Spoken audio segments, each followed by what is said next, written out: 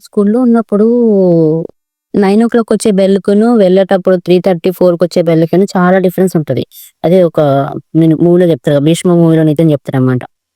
Bell ఒక్కటే type. అంటే bell sound ఒకటే ఉంటది. బట్ దాని టైమింగ్ అన్నమాట. అది ఇచ్చే టైమింగ్ వల్ల మనలో ఉన్న ఎక్సైట్‌మెంట్ చేంజ్ అవుతుంటది. సో, అలానే మూవీస్ అన్నీ ఒకలాగే తీస్తుండ్రు. అంటే వాళ్ళు డైరెక్టర్స్ అయినా, టీమ్ అయినా, కాస్ట్, క్రూ అంతా కలిపి ఒకలా తీస్తారు ఫిల్మ్. అది రిలీజ్ అయ్యే టైము, లేకపోతే అందులో యాక్ట్ చేసే యాక్టర్స్ పెట్టించి మనలో ఎక్సైట్‌మెంట్ ఉంటదనమాట. కానీ చూసేటప్పుడు ఒక ఫీల్‌తో చూస్తాము. మూవీ అయిపోయాక ఒక ఫీల్‌తో వస్తాము.